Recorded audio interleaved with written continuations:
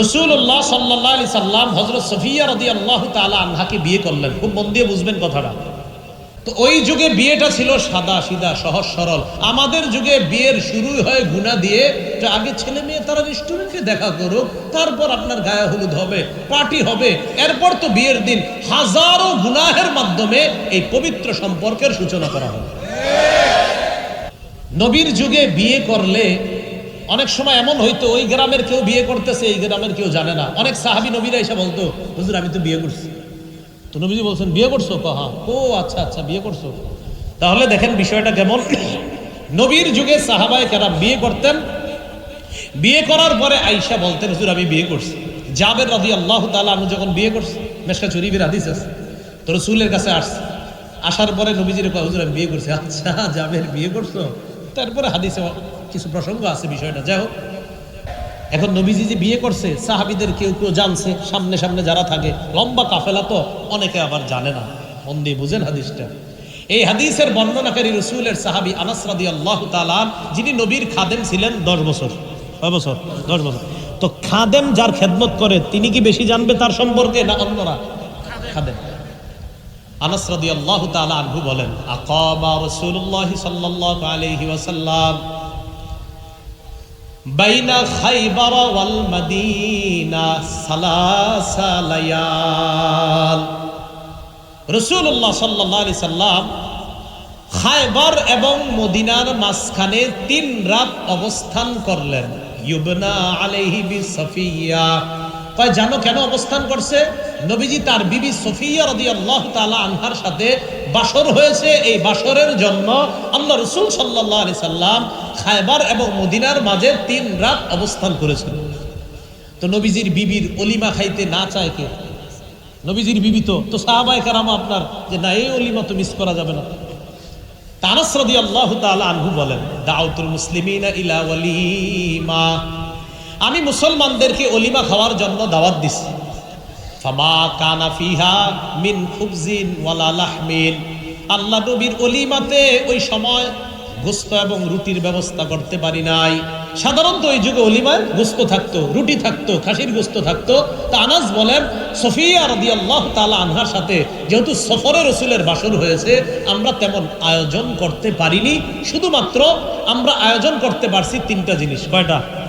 রুটিও নাই, গোশতও নাই, তবে 3টা জিনিস আয়োজন। কি সেটা? ইল্লা আন আমারা রাসূলুল্লাহ সাল্লাল্লাহু আলাইহি ওয়াসাল্লাম বিলালান বিল আনতা ফাবুসিতাত। রাসূলুল্লাহ সাল্লাল্লাহু আলাইহি সাল্লাম হযরত বেলালকে বললেন দস্তরখানা বিছাইতে। দস্তরখানা বিছানো হলো।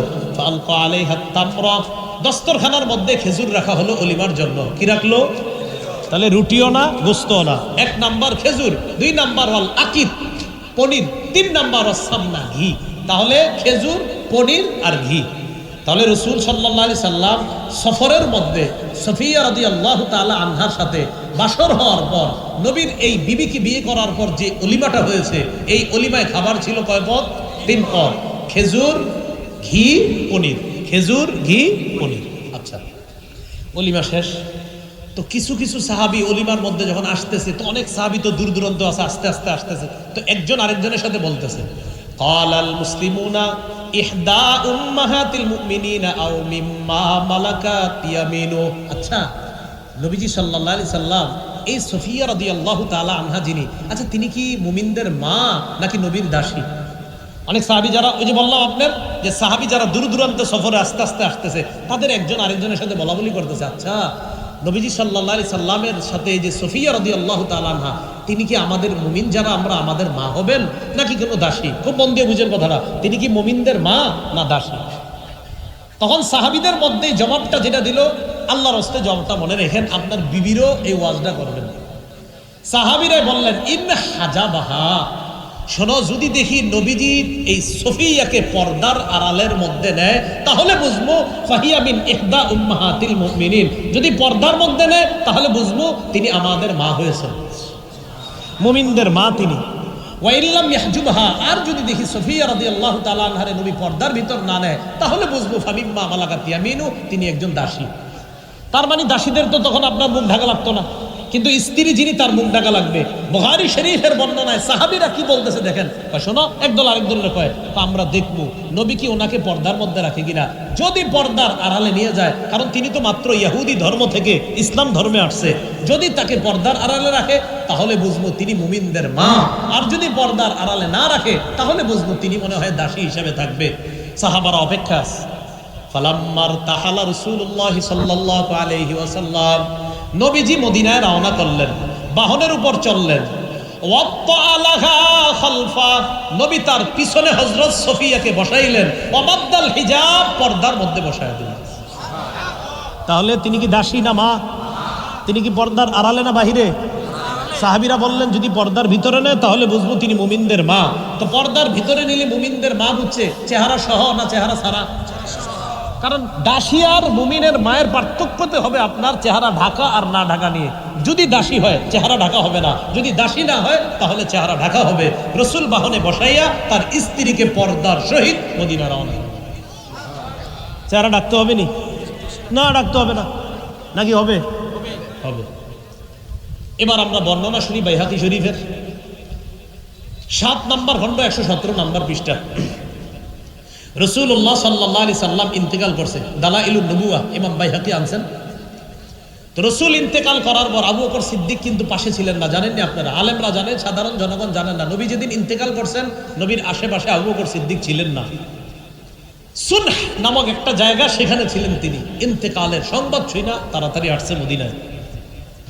মদিনায় আসার পর আম্মাজান আয়েশা সিদ্দিকা তো তার ঘরে। আর আপনারা জানেন এবং জেনে থাকার কথা, না জানলে এখন জানেন, নবীজি আম্মাজান আয়েশা সিদ্দিকা রাদিয়াল্লাহু তাআলা আনহার ঘরে এবং আম্মাজানের রানের উপরে শেষ নিঃশ্বাস ত্যাগ করেছিলেন।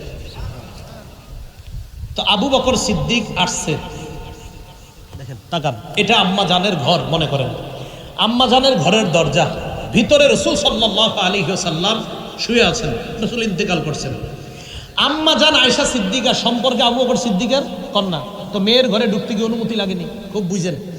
ফাস্তাজানা আবু বকরিন ফি বাইতি ইবনাতিহি আয়েশা, আবু বকর সিদ্দিক তার কন্যা আয়েশার ঘরে ঢোকার অনুমতি চাইলেন। কেন চাইলেন? আচ্ছা শোনেন, কেন চাইলেন অনুমতি? তো আবু বকর সিদ্দিক অনুমতি চাওয়ার পর ফাআজিনাত লাহু, আম্মাজান আয়েশা অনুমতি দিবেন, আব্বা আসতে পারেন। কথা হলো মেয়ের কাছে বাপ অনুমতি চাইলো কেন? হাদিসটা শোনেন তাহলে সহজে বুঝবেন, আমি বলাও লাগবে না। ওয়া রাসূলুল্লাহ সাল্লাল্লাহু আলাইহি সাল্লাম ক্বাদ তুওয়াফিয়া আলা ফিরাশিহা, আম্মাজান আয়েশার ঘরেই তার বিছানাতে আল্লাহ রাসূল ইন্তেকাল করলেন। ইন্তেকালের পর রাসূলের দেহ মোবারকটা আম্মাজান আয়েশার ঘরে বিছানার উপর আছে। হযরত আবু বকর আম্মাজানের অনুমতি নিয়ে প্রবেশ করলেন। প্রশ্ন হলো আপনাদের মনে মনে, হুজুর অনুমতি কি দরকার, মেয়ের ঘরে ঢুকবে? হ্যাঁ, হাদিসের পরের অংশে আছে ওয়ান নিসাউ হাওলা, নবীর বিবিগণ তখন নবীর লাশের পাশে ছিল। যেহেতু অন্য বিবিরা আবু বকরের সাথে পর্দা করতে হবে, তাই আবু বকর ঘরের বাহির থেকে অনুমতি চাইছে।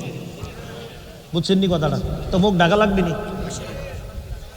তো যেই মাত্র আবু বকর ঢুকছে, এবার হাদিসটা শুনেন। ফাস্তাতারনা মিন আবি বকরিন, সমস্ত বিবিগণ, নবীর সমস্ত বিবিগণ আবু বকরের থেকে পর্দা করে তাড়াতাড়ি নিজেদেরকে আড়ালে নিলেন। ইল্লা মা কানা মিন আয়েশা, আয়েশা ছাড়া, কারণ আয়েশা তো কন্যা, অন্যরা তো নবীর বিবি। আর আয়েশা নবীর বিবি ঠিক, কিন্তু আবু বকরের কন্যা। কন্যা হওয়ার কারণে আয়েশা মুখ ঢাকে নাই। অন্য বিবিরা পর্দা ফরজ হওয়ার কারণে আবু বকর ঢুকার আগে আগে তাড়াতাড়ি নিজেদেরকে আড়ালে নিয়ে পর্দার আড়ালে চলে যায়। মুখ ঢাকা লাগবে নি? আচ্ছা, এবার আমরা বুখারী শরীফের আরেকটা বর্ণনা শুনি, 4141 নম্বর হাদিস। এই হাদিসটা তো একদম স্পষ্ট। এই হাদিসটা, শুধু এই হাদিসটা দিয়ে আমার একটা ওয়াজ আছে, আপনারা মিলিয়নের উপরে দেখলাম দেখছে এটা। ওই যে